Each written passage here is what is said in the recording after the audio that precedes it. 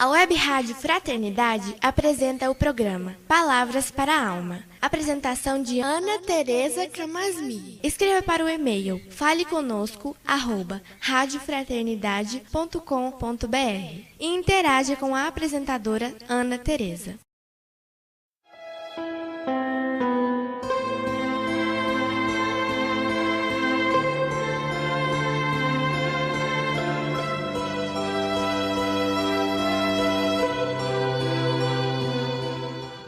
Olá, amigos da Web Rádio Fraternidade. Aqui é Ana Tereza falando e é com muita alegria que inicio mais um encontro aqui com vocês. Hoje escolhi para conversar sobre a nossa afetividade, ou seja, o modo como nós afetamos os outros e como os outros nos afetam.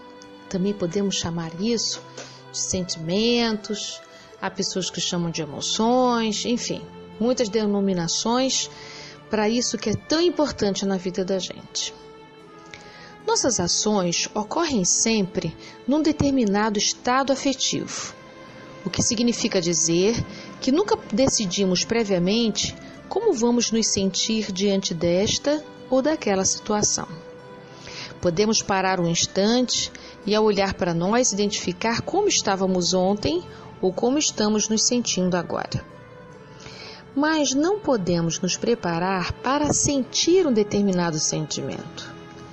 Isso acontece porque nós estamos já desde sempre mergulhados em emoções, sentimentos, humores, onde as nossas atitudes nascem. E estes estados afetivos, que revelam como afetamos e somos afetados pelas pessoas, situações, etc., são muito variados e são impermanentes. Além disso, não dependem da autorização da nossa razão para acontecer. Muitas vezes, nós nos sentimos tão envolvidos por um determinado sentimento que temos a impressão de que aquele desconforto, por exemplo, nunca vai passar. E diante de emoções positivas, a nossa sensação é a oposta, ou seja, de que o que é bom dura pouco. Mas, na verdade, tanto o conforto quanto o desconforto dura apenas um certo tempo.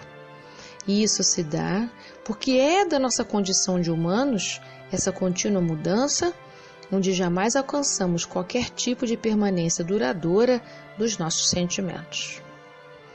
Essa impermanência dos nossos estados afetivos, essa mudança contínua, mostra que nós somos fundamentalmente livres de pré-determinações. Embora todos nós façamos parte de um grande e infinito sistema que nos constitui, a maneira como nós vamos nos sentir e lidar com o que nos acontece é muito singular. Se por um lado isso pode ser maravilhoso, pela grandeza que isso representa, por outro pode ser um peso, ao nós percebermos que somos nós quem somos encarregados de nós mesmos a cada situação que se apresenta para nós. Significa compreender que existir é um eterno lidar com o futuro à nossa frente, que é incerto, sem garantias, a despeito de qualquer controle que a gente queira fazer. E diante dessa incerteza que caracteriza a nossa existência, podemos fazer muitas coisas. Podemos nos entregar, confiar e nos lançar a que a vida nos trouxer. Mas podemos também, por insegurança, nos defender das incertezas e escolher nos restringir afetivamente, como se a restrição pudesse nos salvar da liberdade que nos assusta tanto. Portanto, manter estados afetivos restritos, contidos, tem como finalidade nos sentirmos menos vulneráveis.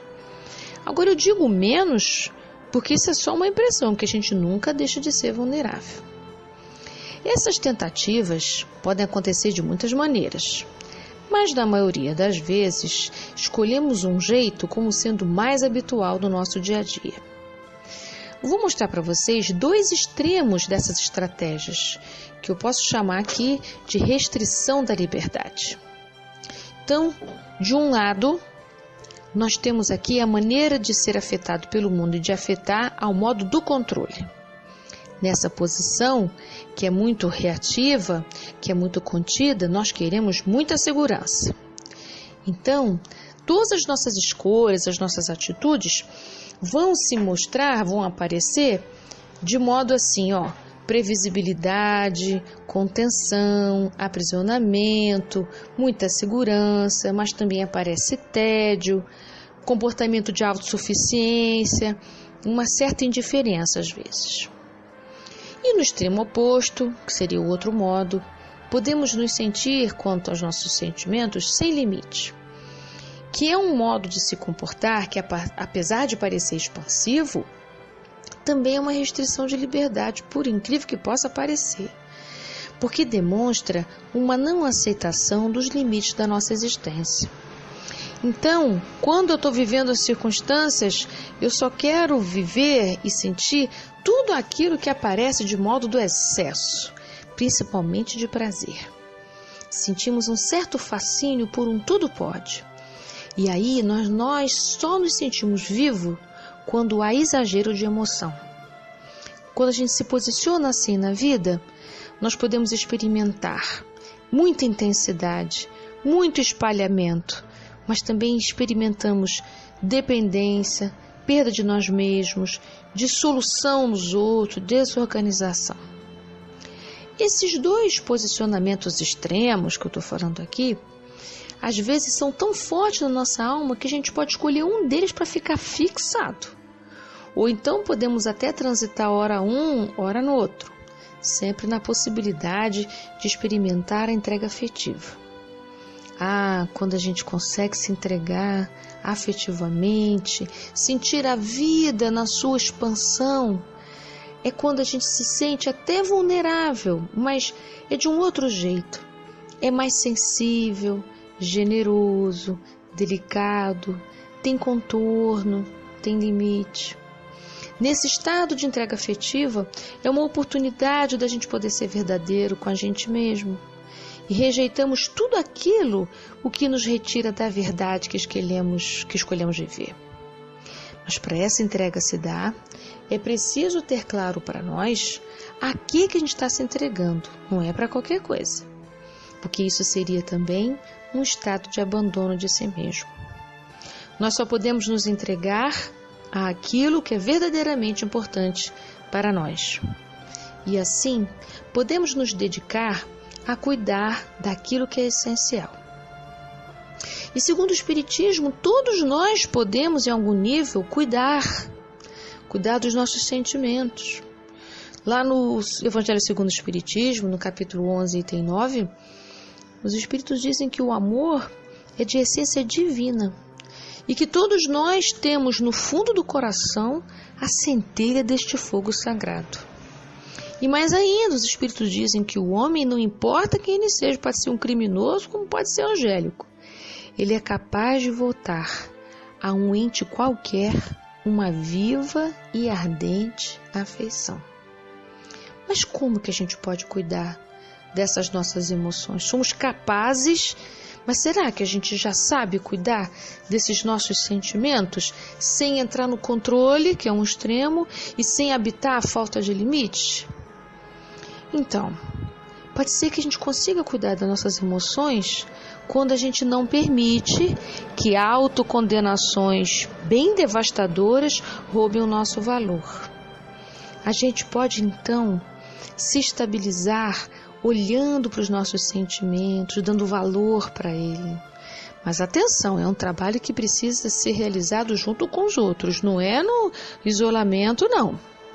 A gente precisa buscar parcerias saudáveis, relações que nos convidem para o crescimento, para despertar as nossas conquistas. Porque no isolamento, a gente não consegue descobrir o que sentimos, como é que a gente afeta os outros, como os outros nos afetam. E não conseguimos nem modificar o que não nos faz bem. Assim como também, sem nenhum encontro consigo mesmo, quando nos encontramos totalmente dissolvidos nos outros, sem a possibilidade de ter um instante sozinhos, nós também perdemos referências próprias. Precisamos de um constante asseguramento das nossas capacidades, as quais conseguimos cuidar pouco a pouco. E para tal, é necessário que a gente possa se recolher um pouquinho para refletir, ter instantes de sossego íntimo, para que possamos sedimentar o que a gente compreende sobre nós mesmos. Sendo assim, é necessário buscar flexibilizar aqueles posicionamentos opostos, onde a fixação, seja no controle, seja na ausência de limite, nos impede de experimentar verdadeiras entregas afetivas. Essa decisão pela saúde implica em abrir mão da segurança de movimentos conhecidos lá no controle, e um lançar-se à nova possibilidade de existir. Este exercício de entrega também oferece desconforto, mas certamente abre caminhos para uma existência mais rica e plena de sentidos.